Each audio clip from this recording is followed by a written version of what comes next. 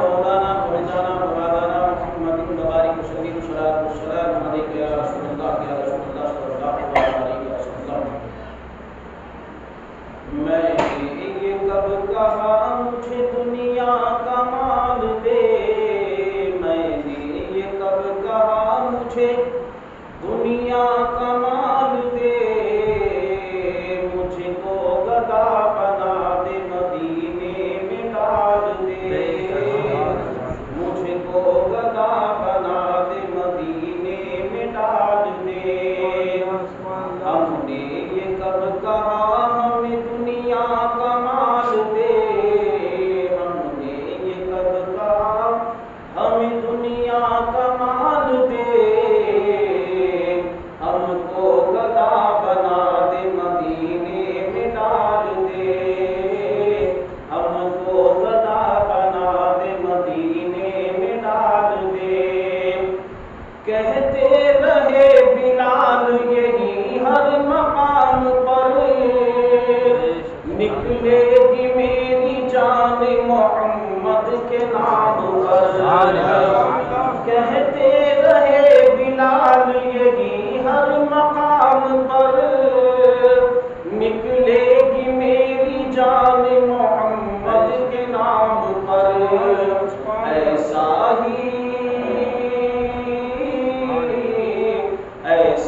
ہی میرے سینے میں عشق بلال دے، بنا دے مدینے میں ڈال دے، ہم کو گدا بنا دے مدینے میں ڈال دے۔ مدت سے میرے دل میں بسی ہے یہ آرزو، مدت سے میرے دل میں بسی ہے یہ آرزو، جلوہ رسول پاک کا دیکھوں میں روبرو، جلوہ رسول پاک کا دیکھوں میں روبرو۔ مولا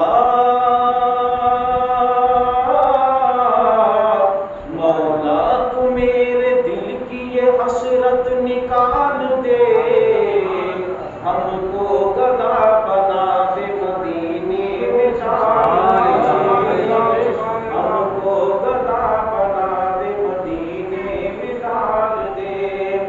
درود پاک پڑھیں اللہم صلی علی سیدنا مولانا مولانا محمد مبارک وسلم صلوات والسلام علیک یا رسول اللہ صلی اللہ علیہ وسلم۔ اللہ تبارک و تعالی کلام اللہ شریف کے اندر ارشاد فرماتا ہے وَاتَّخِذُوا مِن مَقَامِ إِبْرَاهِيمَ مُصَلًّى، اور مقام ابراہیم کو نماز پڑھنے کی جگہ بناؤ۔ میں پہلے ہی آپ کو بتا چکا ہوں کہ یہ مقام ابراہیم کیا ہے۔ جس پتھر پر کھڑے ہو کر کے اللہ کے خلیل حضرت ابراہیم خلیل اللہ نے کعبے کی تعمیر کی، کعبے کی بنیادوں کو اٹھایا، اسی پتھر کا نام مقام ابراہیم ہے۔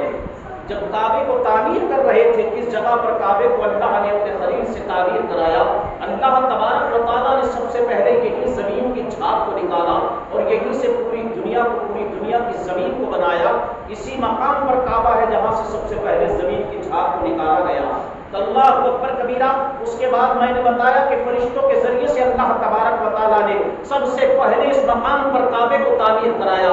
اس کے بعد حضرت آدم علیہ السلام نے کعبے کو تعمیر کیا۔ اس کے بعد حضرت شیش علیہ السلام نے کعبے کو بنایا۔ اس کے بعد جب طوفان نوح میں اللہ اکبر کعبے کی دیواریں ڈھہ گئی، اس کے بعد میں حضرت ابراہیم خلیل اللہ نے کعبے کو تعمیر کیا۔ جس پتھر پر کھڑے ہو کر کے اللہ کے خلیل حضرت آدم اور حضرت خلیل اللہ علیہ الصلوۃ والتسلیم اللہ اکبر کعبے کو تعمیر کر رہے تھے، جیسے جیسے اوپر جانا ہوتا اللہ اکبر قدرتی الہیہ سے وہ پتھر اوپر چلا جاتا، جب نیچے آنا ہوتا تو پتھر نیچے آ جاتا۔ جب آپ نے کعبے کی تعمیر کو مکمل کر لیا اور جب اس پتھر سے نیچے اترے تو آپ نے دیکھا کہ پتھر پر آپ کے پاؤں کے نشان بن چکے ہیں، آپ کے پاؤں کے نشان بن گئے۔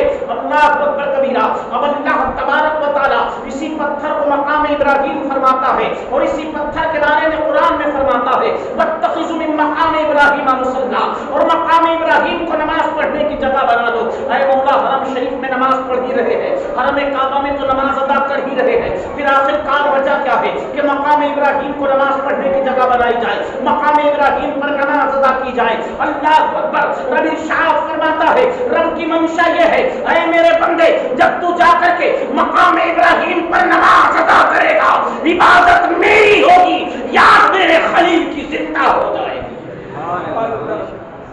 इबादत मेरी होगी, याद मेरे खलील की जिंदा हो जाएगी। यादों से कहां तक भागोगे? ये हज क्या है? अल्लाह अकबर कबीरा। अगर आप हज को देखेंगे तो हज पूरा का पूरा क्या है? ये हज अल्लाह वालों की, अल्लाह अकबर, यादों का नाम है, उनकी अदाओं का नाम है। और चलिए, हज की बात तो बाद में है, आज हम 5 वक्ता नमाज जो अदा करते हैं, ये नमाज क्या है? ईमान लाने के बाद जो सबसे अहम फरीज़ा है मैदान महशर के अंदर, जिसके बारे में सबसे पहले सवाल किया जाए, ये नमाज अल्लाह अकबर जो अफजल तरीन फरीज़ा है। आखिरकार ये नमाज क्या है? आइए जरा जानिए तो सही। अल्लाह अकबर। हजरत आदम अलैहिस्सलाम व तस्लीम को अल्लाह तबारक व तआला ने जब खाकदाने गीती पर मबरूस फरमाया, उस वक्त में असर का वक्त था, अब शाम होना शुरू हुई, रात की तारीकी छा गई। हजरत आदम अलैहिस्सलाम ने जब रात की तारीखों को देखा, आप थोड़े से परेशान हो गए, इसलिए कि आप जन्नत में थे और जन्नत में कभी अंधेरा नहीं होगा, जन्नत में कभी रात नहीं होगी, वहां अंधेरे का तस्वुर ही नहीं है, वहां तो नूर ही नूर है।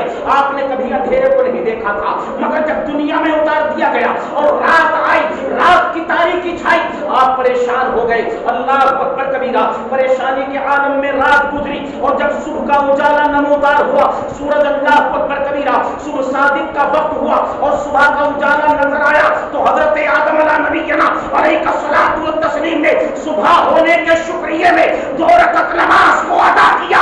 अल्लाह तबारक व तआला को अपने आदम की ये अदा इतनी पसंद आई कि अल्लाह तबारक व तआला ने अपने बंदों पर फजर के वक्त में 2 रकअत नमाज को फर्ज करार दे दिया। नमाज क्या है? नमाज भी अल्लाह वालों की याद का नाम है। फजर की नमाज पढ़ रहे हो, हजरत आदम अलैहिस्सलाम की याद को जिंदा कर रहे हो, हजरत आदम अलैहिस्सलाम की याद को मना रहे हो। अल्लाह अकबर कबीरा।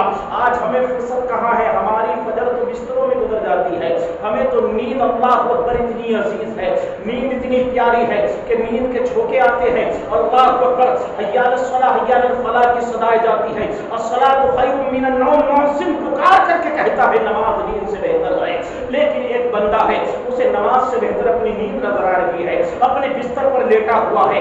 अल्लाह अकबर। अगर आंख खुल भी गई है तो नमाज की परवाह हमें नहीं है। ऐ मेरे प्यारे, जरा सुन तो सही, ये फजर की नमाज है। अल्लाह अकबर हजरत आदम की याद तो मना रहा है, मगर सुन तो सही, अगर तू फजर को अदा करता है तो अल्लाह तबारक व तआला तुझे क्या अजर व सवाब अता फरमाता है। अल्लाह अकबर। अल्लाह तबारक व तआला अपने महबूब से इरशाद फरमाता है, ऐ मेरे प्यारे, जो तेरा उम्मती ये फजर की नमाज पढ़ेगा, मेरा आदम 300 बरस तक रोता रहा, अल्लाह अकबर कबीरा, और मेरी बारगाह में तौबा की दुआएं करता रहा। जब मैंने उसकी तौबा को कबूल फरमा लिया, अल्लाह अकबर, अब जो तेरा उम्मती, अल्लाह अकबर, इस नमाज फजर को अदा करेगा, मौला क्या मिलेगा?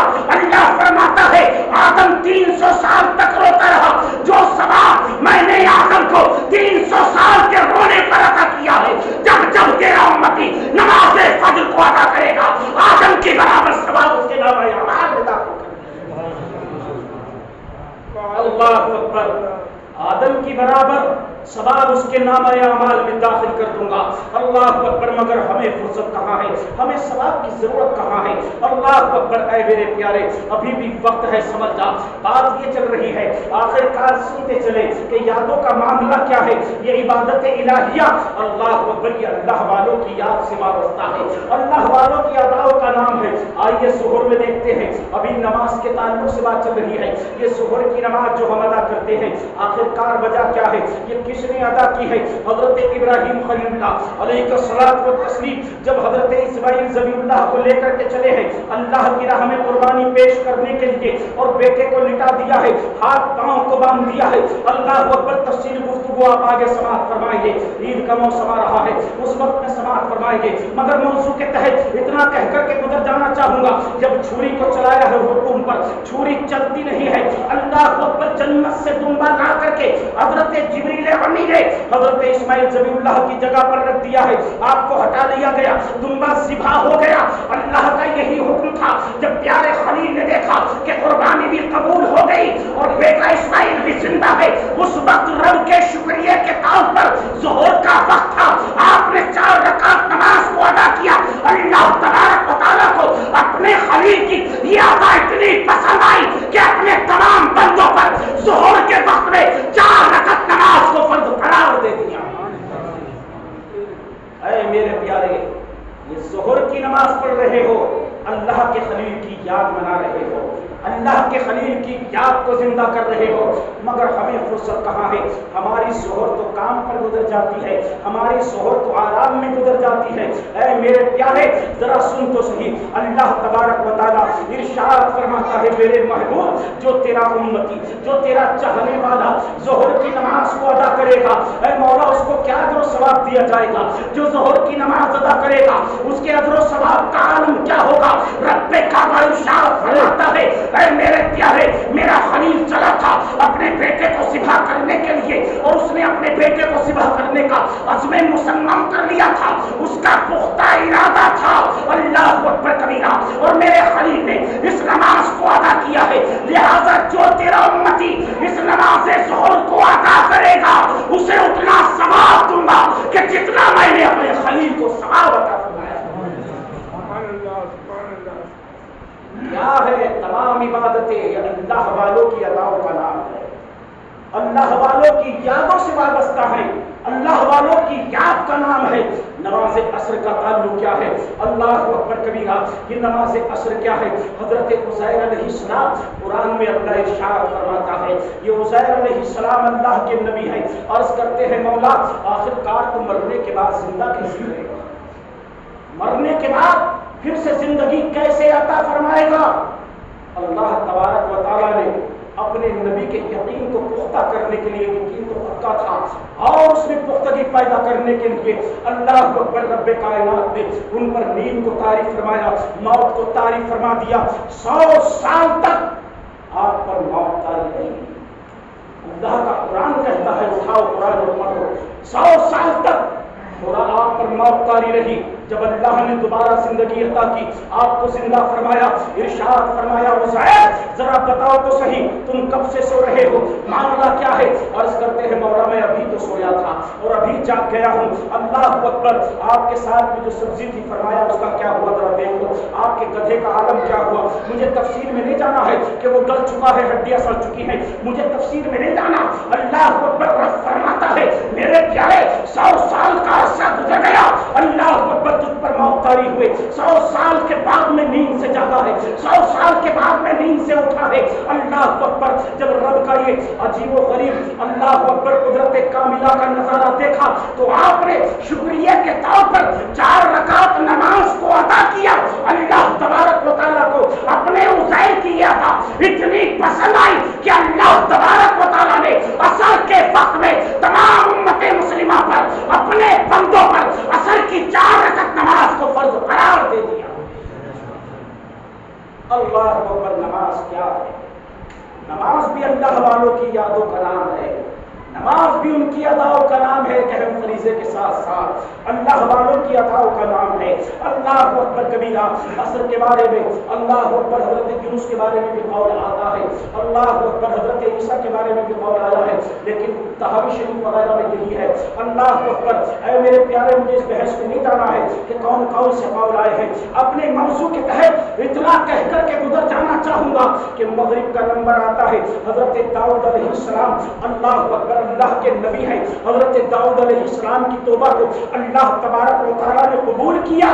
آہا، کتنا پیار فرماتا ہے اپنے بندوں سے، کیسی ادائیں ہیں اس کے بندوں کی۔ اے میرے پیارے، اللہ تبارک و تعالیٰ ان اللہ والوں سے کتنی محبت فرماتا ہے۔ حضرت داؤد علیہ السلام نے 4 رکعت نماز کی نیت کی، شکریہ کے طور پر کہ 4 رکعت نماز کو ادا کروں گا، 3 رکعت نماز پر سلام پھیر دیا۔ اللہ اکبر کبیرہ، اللہ اکبر، 4 رکعت کی نیت کی تھی مگر 3 رکعت پر آپ نے سلام کو پھیر دیا۔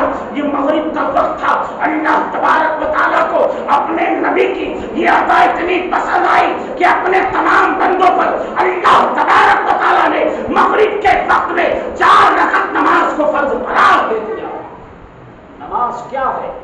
نماز اللہ والوں کی یادوں کا نام ہے، ان کی یادوں کا نام ہے۔ اے میرے پیارے، عشاء کا نمبر آیا، عشاء کی نماز کا جہاں تک تعلق ہے، اللہ اکبر، اگرچہ حضرت موسیٰ نبی علیہ الصلوۃ والتسلیم کے بارے میں بھی قول ملتا ہے، مگر یہ امت محمدیہ کا خاصہ ہے۔ اکثر علماء یہی فرماتے ہیں کہ نماز عشاء یہ امت محمدیہ کا خاصہ ہے۔ اس نماز کو میرے آقا سے پہلے کسی نے عطا نہیں فرمایا۔ اللہ اکبر کبیرہ، یہ عشاء کی نماز تیرے اور میرے آقا نے عطا فرمائی، اللہ اکبر۔ مگر ہماری نماز عشاء یہ تو تھکان میں چلی جاتی ہے، یا کام سے ہم آنے کے بعد گھر پر لیٹے ٹیلی ویژن کا ریموٹ اٹھایا اور ٹی وی چالو کر دیا، دنیا میں کیا کیا ہوا اللہ اکبر کے دیکھنے میں ہم لگ گئے۔ مگر دنیا کا جو پالنہار ہے، جس نے دنیا کو پیدا کیا ہے، جو دنیا کے نظام کو چلاتا ہے، جو دنیا کے سسٹم کو چلاتا ہے، اس کی اطاعت کرنا بھول گئے، اس کے سامنے سر جھکانا بھول گئے۔ آ کر کے لیٹے، پاؤں پہ پاؤں رکھا، ریموٹ ہاتھ میں لیا اور ٹیلی ویژن چالو کر کے دنیا کی خبریں دیکھتے لگے۔ عشاء کی نماز اللہ کے حبیب فرماتے منافق پر بڑی بھاری گزرتی ہے۔ عشاء کی نماز منافق پر بڑی بھاری گزرتی۔ کچھ لوگ کہتے بھی ہیں یار بڑی لمبی نماز ہوتی ہے عشاء کی۔ یاد رکھ میرے پیارے، میرے آقا نے فرمایا عشاء کی نماز یہ منافق پر بڑی کڑوی گزرتی ہے۔ اللہ اکبر کبیرہ، آمنہ کے نام نے میرے اور تیرے نبی نے سب سے پہلے عشاء کی نماز کو ادا فرمایا۔ اللہ اکبر کبیرہ، 4 رکعت نماز عشاء میرے اور آپ کے آقا نے ادا فرمائی۔ اللہ اکبر کبیرہ، جب کوئی بندہ مومن عشاء کی نماز ادا کرتا ہے، عبادت رب کی ہوتی ہے، یاد اپنے آقا کی طرف۔ عشاء کی نماز آ کر کے پڑھے گا، اے مولا جب میرا تیرا کوئی بندہ، میرا کوئی امتی، میرا کوئی عاشق، میرا کوئی چاہنے والا عشاء کے وقت میں آ کر کے تیری بارگاہ میں اپنے سر کو جھکائے گا، تیری عبادت کرے گا، مولا اس کو کیا جو ثواب عطا کیا جائے گا۔ رب فرماتا ہے محبوب تو نے سب سے پہلے عشاء کی نماز کو ادا کیا ہے، لہذا جو تیرا امتی عشاء کی نماز کو ادا کرے گا، کل بروز محشر جب تو جنت میں داخل ہوگا، وہ عشاء کی نماز پڑھنے والا تیرے ساتھ ساتھ جنت میں داخل کر دیا جائے گا۔ مگر ہمیں فرصت کہاں ہے؟ ابھی بھی وقت ہے میرے پیارے۔ بات یہ ہے کہ اسلام کے دامن میں یادوں کی اہمیت کیا ہے، یادوں کو کہاں کہاں مٹاؤ گے؟ یہ حج جو موسم چل رہا ہے، حج کا معاملہ کیا ہے میں نے بتایا، واتخذوا من مقام ابراہیم مصلی، اور مقام ابراہیم کو نماز پڑھنے کی جگہ بنا دو۔ میں نے بتایا کہ وجہ کیا ہے، اللہ فرماتا ہے اے میرے بندے جب تو مقام ابراہیم پر نماز ادا کرے گا، عبادت میری ہوگی، یاد میرے خلیل کی تازہ ہو جائے گی۔ اللہ اکبر کبیرہ، اور آگے بڑھے، کعبے کا طواف ہو رہا ہے، اللہ اکبر، ایک حاجی جا کر کے کعبے کا طواف کرتا ہوا نظر آتا ہے، جب کعبے کا طواف کرتا ہے اللہ اکبر پڑھ کر کے جھکتا ہے۔ آپ نے دیکھا ہے، نہیں دیکھا ہے تو سنا ہوگا علماء سے، جب کعبے کا طواف کرتا ہے سینہ تان کر کے چلتا ہے، اکڑ کر کے چلتا ہے۔ علماء موجود ہیں، آپ ذرا معلوم کریں، آپ کو معلوم ہوگا۔ اللہ اکبر، یہ علماء بتائیں گے، رب کا فرمان ہے، نبی نے فرمایا کہ زمین پر اکڑ کر کے مت چلنا، زمین پر اکڑ کر کے چلنا منع ہے، شریعت کا فیصلہ ہے۔ تکبر اور غرور کی بنیاد پر زمین پر اکڑ کر کے مت چلنا، بلکہ عاجزی اور انکساری کے ساتھ بھی چلنا، نگاہوں کو نیچے جھکا کر کے چلنا، اپنے جسم کو سمیٹ کر کے چلنا، یہ ایک بندہ مومن کی پہچان ہے۔ بات سمجھ میں نہیں آئی؟ اللہ اکبر کبیرہ، پوری دنیا کی روئے زمین پر جہاں بھی چلیں گے حکم یہی ہے، اپنے جسم کو سمیٹ کر کے چلو، نگاہوں کو جھکا کر کے چلو۔ مگر جب اس مقدس دھرتی کا نمبر آتا ہے، اللہ اکبر، اس مقدس جگہ کا نمبر آتا ہے جسے کعبہ کہا جاتا ہے، جسے حرم کہا جاتا ہے، اس جگہ پر جانے کے بعد حاجی چکر لگا رہا ہے کعبے کا، اللہ کے گھر کا طواف کر رہا ہے، اکڑ کر کے چل رہا ہے، سینہ تان کر کے چل رہا ہے، آخرکار وجہ کیا ہے، آخرکار معاملہ کیا ہے؟ پوری روئے زمین پر اکڑ کر کے چلنا منع ہے، مگر جب کعبے کا چکر لگاتا ہے اکڑ کر کے چل رہا ہے۔ وجہ یہ ہے کہ جب اللہ کے حبیب صحابہ کرام کے ساتھ میں پہنچے تھے کعبے کا طواف کرنے کے لیے، اللہ اکبر، یہ اسلام کی کمزوری کا وقت تھا، اسلام کی غربت کا وقت تھا، اللہ اکبر، صحابہ کرام کمزور نظر آ رہے تھے، جسم کے لحاظ سے کمزوری نظر آ رہی تھی، اللہ اکبر کبیرہ، آپ کے جسم کے لباس سے کمزوری چھلکتی ہوئی نظر آ رہی تھی۔ کفار و مشرکین نے سوچا یہ موقع اچھا ہے، اگر اب ان پر حملہ کیا گیا تو ہم فتح پا جائیں گے۔ آدمی اگر کمزوری میں ہو، کوئی دوسرا آدمی تکڑا ہو، ہٹا کٹا ہو، تو وہ انسان بھی سوچتا ہے کہ اگر اب میں اس پر حملہ کروں گا تو اب میں اس کو چت کر ڈالوں گا، اب میں اس پر فتح پا جاؤں گا، کامیابی میرے قدم چومے گی۔ یہی کفار مکہ نے بھی سوچا کہ آخرکار اگر اب ہم ان پر حملہ کریں گے تو ہم کامیابی حاصل کر جائیں گے، اب ہمیں فتح نصیب ہو جائے گی۔ ابھی یہ منصوبہ بنا ہی رہے تھے، اللہ کے نبی نے فرمایا، اے میرے وفادارو، جب تم کعبے کا طواف کرنا تو سینہ تان کر کے چلنا، اکڑ کر کے چلنا۔ اور اس ہیلے کا اثر یہ ہوا کہ جب صحابہ اکرام نے کعبے کا طواف کیا اور اکڑ کر کے چلے، سینہ تان کر کے چلے، تو تمام کفار کی ہمتیں پست ہو گئی۔ انہوں نے کہا، لوگوں، ہم تو یہ سمجھتے تھے کہ یہ کمزور ہے، یہ لاغر ہے، مگر یہ کمزور و لاغر نہیں ہے، بلکہ ان کے جسم کے اندر تو ابھی بھی طاقت کوٹ کوٹ کر کے بھری ہوئی ہے۔ اللہ اکبر کبیرہ، ان کے جسم کے اندر ابھی بھی توانائیاں باقی ہے۔ انہوں نے اپنے منصوبے سے توبہ کر لی، مگر آج بھی حاجی جاتا ہے اکڑ کر کے چل رہا ہے۔ میں پوچھنا چاہتا ہوں حاجی صاحب، اس وقت میں تو علت موجود تھی، اس وقت میں تو وجہ موجود تھی، اس وقت میں تو معاملہ یہ تھا کہ کفار و مشرکین کے دلوں پر اپنی ہیبت کا سکہ بٹھانا مقصود تھا، لیکن آج کس کے دل پر تمہیں اپنی ہیبت کا سکہ بٹھانا ہے؟ اے حاجی، آج تو کیوں اکڑ کر کے چل رہا ہے؟ تو کعبے کا طواف کرتا ہے، تو کیوں اکڑ کر کے چکر لگا رہا ہے؟ یقینی طور پر یہ حاجی جواب دے گا، حضرت، اب مجھے کسی کے دل پر اپنی ہیبت کا سکہ بٹھانا یہ میرا مقصد نہیں ہے، بلکہ ان اللہ والوں کی یاد کو تازہ کرنا میرا مقصد۔ اور آگے چلے، ذرا دیکھیں، اللہ فرماتا ہے ان الصفا والمروہ من شعائر اللہ، صفا اور مروہ یہ ہماری نشانیاں ہیں۔ یہ صفا اور مروہ کیا ہے؟ یہ دو پہاڑیاں ہیں، ایک کا نام صفا ہے، ایک کا نام مروہ ہے۔ آخرکار پہاڑ کی ایسی عظمت کہ اللہ تبارک و تعالیٰ نے قرآن میں ذکر فرما دیا۔ یہ صفا اور مروہ کیا ہے؟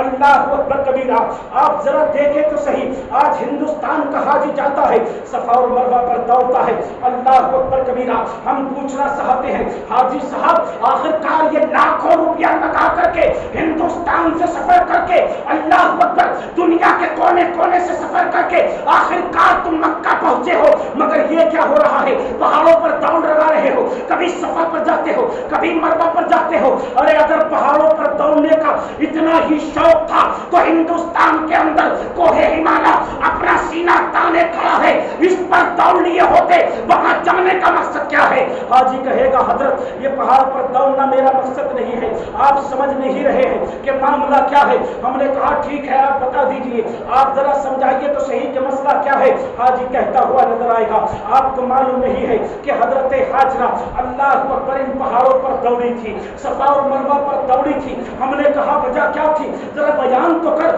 کہ حضرت حاجرہ اللہ کی بندی، نبی کی ماں، نبی کی بیوی، آخرکار ان پہاڑوں پر کیوں دوڑی تھی؟ حاجی نے کہا، حضرت آپ کو معلوم نہیں ہے، جب حضرت اسماعیل علیہ نبی علیہ الصلوۃ والتسلیم شیخواری کے عالم میں تھے، بچپنے کے عالم میں تھے، حضرت ابراہیم خلیل اللہ نے اللہ کے حکم سے حضرت حاجرہ اور حضرت اسماعیل کو لے کر کے کعبے کے پاس آ کر کے چھوڑ دیا، جو کہ جنگل میں بیابان تھا، نہ حیوانات تھے، نہ وہاں پر انسان تھے، کوئی آبادی نہ تھی، چرند و پرند نہ تھے، پانی کا نام و نشان نہ تھا۔ اللہ اکبر، چلنے لگے، حضرت حاجرہ نے دامن کو تھام لیا۔ اے میرے شوہر انعامدار، بتائیے تو صحیح آخرکار معاملہ کیا ہے؟ ہمیں یہاں کس کے سہارے پر چھوڑ کر کے جا رہے ہیں؟ آپ خاموش رہے، پھر دوبارہ یہی سوال کیا، آپ خاموش رہے، دوبارہ یہی سوال ہوا، آپ خاموش رہے۔ حضرت حاجرہ نے کہا، کیا یہ رب کا حکم ہے؟ اور شاد فرمایا، ہاں یہ رب کا حکم ہے۔ اللہ اکبر، حضرت حاضرہ نے کہا تھا اگر یہ میرے مولا کا حکم ہے تو جائیے، جو جنگل بیابان میں ہمیں رہنے کا حکم دے سکتا ہے وہ ہماری حفاظت بھی کرنا جانتا۔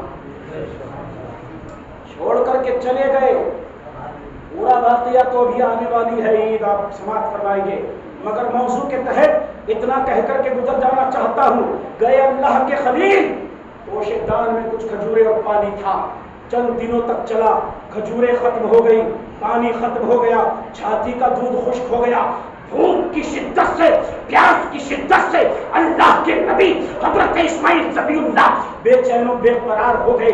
ماں سے رہا نہ گیا، بیٹے کی طرف کو دیکھا، کوئی ماں اپنے بیٹے کی بے چینی کو، اپنے بچے کی بے چینی کو برداشت نہیں کر سکتی۔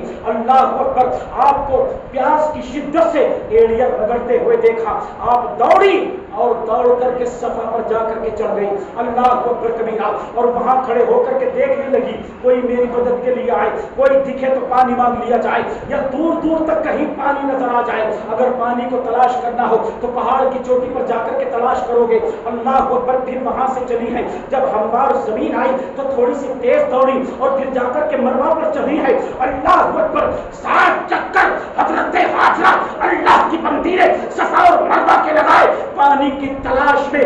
اللہ کو حضرت حاجرہ کا یہ دوڑنا اتنا پسند آیا، رب قرآن میں فرماتا ہے ان الصفا والمروہ من شعائر اللہ، کہ ان کو پہاڑی نہ سمجھنا بلکہ یہ اللہ کی نشانیاں۔ یہ صفا اور مروہ ہماری نشانیوں میں سے ایک نشانی ہے۔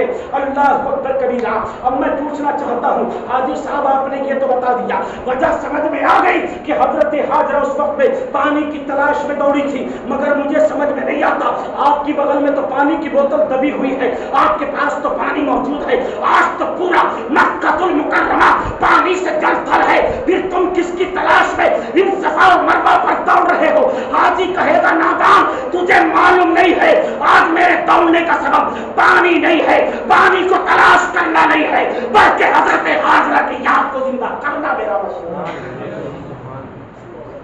حج کیا ہے؟ حج پورے کا پورا اللہ والوں کی یادوں کا نام ہے، اللہ والوں کی اداؤں کا نام ہے۔ اللہ اکبر کبیرہ۔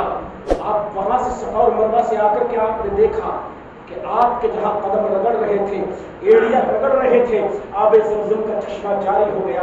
اللہ اکبر کبیرہ۔ یہ آپ بعد میں سماعت فرمائیں گے، مگر موضوع کے تحت اتنا کہہ کر کے گزر جانا چاہتا ہوں اور آگے بڑھیں۔ عرفات کے میدان میں پہنچتے ہیں تمام حجاج، دنیا کے کونے کونے سے جانے والا حاجی 9 ذی الحجہ کو عرفات کے میدان میں جا کر کے جمع ہوتا ہے۔ عرفات کا میدان کیا ہے؟ یہ عرفات کا میدان کیا ہے؟ یہ عرفات کا میدان وہی ہے کہ جب حضرت حوا اور حضرت آدم کو اللہ تبارک و تعالیٰ نے الگ الگ اتارا، الگ الگ جگہوں پر اتارا۔ اللہ اکبر، ملاقات نہ ہوئی بہت دنوں تک، مگر جب ملاقات ہوئی تو کہاں؟ یہی وہ عرفات کا میدان ہے جہاں پر حضرت حوا عرف یعرف، اللہ اکبر، پہچاننے اور ملاقات کے معنی میں آتا ہے عربی میں۔ یہ عرفات کا میدان کیا ہے؟ جہاں ماں حوا اور حضرت آدم علیہ السلام کی ملاقات ہوئی، یہی عرفات کا میدان ہے جس عرفات کے میدان میں اللہ تبارک و تعالیٰ نے حضرت آدم علیہ السلام کی توبہ کو قبول فرمایا۔ پوری دنیا کا حاجی دنیا کے کونے کونے سے جا کر کے عرفات کے میدان میں اپنے رب سے اپنے گناہوں کی، اپنی خطاؤں کی معافی مانگتا ہے، اس لیے کہ ابن آدم جانتا ہے کہ جب اس مقام پر اللہ تبارک و تعالیٰ نے حضرت آدم کی توبہ کو قبول فرما لیا، جب ہم رو رو کر کے اپنے رب سے معافی مانگیں گے تو اللہ ابن آدم کی توبہ کو بھی قبول فرما لے گا۔ تمام حجاج جا کر کے جمع ہوتے ہیں عرفات کے میدان میں، اپنے اپنے گناہوں سے توبہ کرتے ہیں، استغفار کرتے ہیں۔ کوئی قرآن پڑھ رہا ہے، کوئی نماز پڑھ رہا ہے، کوئی درود پاک پڑھ رہا ہے، کوئی وظائف پڑھ رہا ہے۔ پورے حاجی عرفات کے میدان میں جمع، اور یاد رکھو 9 ذی الحجہ کو اگر کوئی حاجی عرفات کے میدان میں نہ پہنچے تو حاجی نہیں کہلائے گا، اور کوئی رکن چھوٹ جائے حج کا تو اس کے لیے دم ہے، یعنی قربانی کرو، دم ہے اس کے لیے۔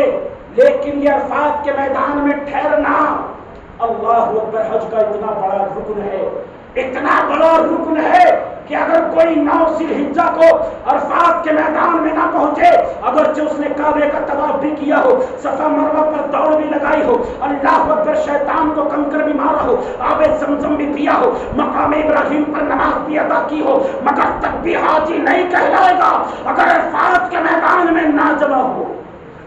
اتنا بڑا رکن یہ حج کا بن گیا۔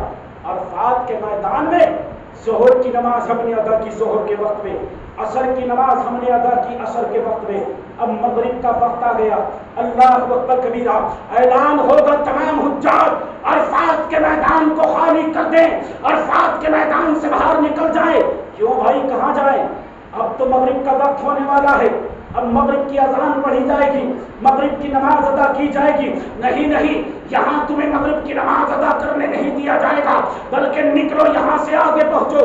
کہاں بھائی، کیوں بھائی، کہاں جائیں؟ کہا یہاں سے آگے نکلو، ایک اور میدان ہے جس کا نام ہے مزدلفہ، مزدلفہ کے اندر پہنچو۔ اللہ اکبر، جب تک وہاں جائیں گے تو مغرب کا وقت تو ختم ہو چکا ہوگا، اللہ اکبر، مغرب کا وقت تو بچے گا نہیں۔ آخر کار ہمیں کیوں جانے دیا جا رہا ہے؟ نماز ادا کرنے دی جائے۔ نہیں نہیں، چاہے عشاء کا وقت آ جائے یا فجر کا وقت آ جائے، مگر تمہیں مغرب کی نماز میدان عرفات میں ادا کرنے کی اجازت نہیں دی جائے گی۔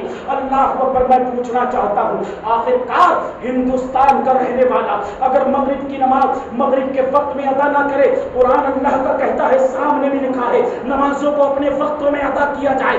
اللہ کا قرآن تو یہ کہہ رہا ہے کہ مغرب کی نماز کو مغرب کے وقت میں، عصر کی نماز کو عصر کے وقت میں، ظہر کی نماز کو ظہر کے وقت میں۔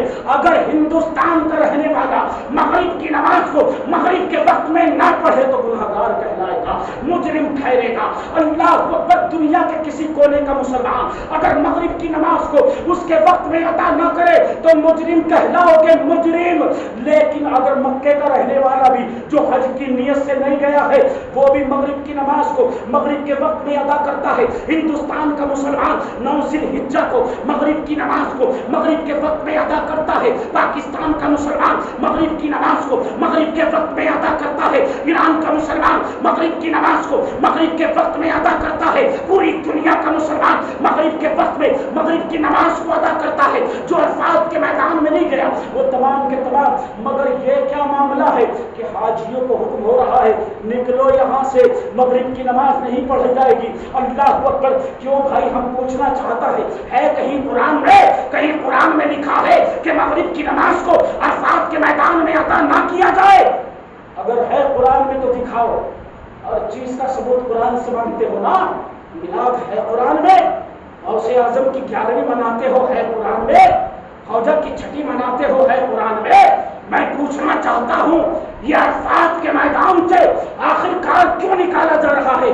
کیا ہے کہیں قرآن میں کہ عرفات کے میدان میں مغرب کی نماز ادا نہ کی جائے؟ بلکہ قرآن تو یہ کہتا ہے کہ اپنے وقتوں میں نمازوں کو ادا کیا جائے۔ اللہ اکبر کبیرہ، اللہ اکبر، لیکن اجازت نہیں دی جائے گی۔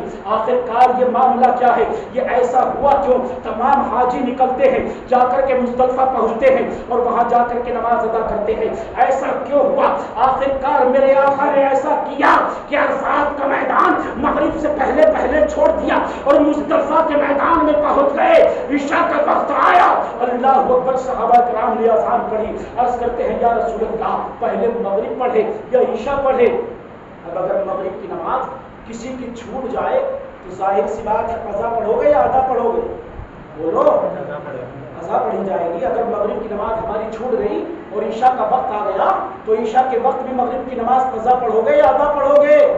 قضا پڑھی جائے گی۔ پوری دنیا کا یہی قانون ہے، یہی سسٹم ہے، مگر میرے آقا کی بارگاہ میں صحابہ کرام عرض کرتے ہیں یا رسول اللہ، مغرب کی نماز پڑھیں یا عشاء کی پڑھیں؟ میرے آقا فرماتے ہیں پہلے عشاء کی نماز پڑھو یا رسول اللہ، قضا کی نیت سے یا ادا کی نیت سے؟ اللہ کے حبیب فرماتے ہیں پہلے مغرب کی نماز پڑھو، وہ بھی ادا کی نیت سے، اس کے بعد عشاء کی نماز پڑھو، وہ بھی ادا کی نیت سے۔ میرے آقا نے ایسا کیا۔ یہ حج کیا ہے؟ حج تمام اللہ والوں کی یادوں کا نام ہے. وقت بڑی تیزی سے گزر جاتا ہے. وہ کہنا بہت کچھ تھا حج کے تعلق سے، اللہ اکبر کبیرہ، لیکن آئندہ زندگی اللہ تبارک و تعالیٰ نے سلامت رکھی تو انشاءاللہ العظیم پھر سے اس پر گفتگو ہوگی. اللہ تبارک و تعالیٰ کی بارگاہ میں دعا ہے مولا کریم کہنے سننے میں جو خطا لفظ ہو گئی ہو اپنے حبیب کے صحبت سے معاف فرمائے اور صحیح کہنے کی توفیق عطا فرمائے. استغفر اللہ ربی من کل ذنب واتوب الیہ وما علینا الا البلاغ.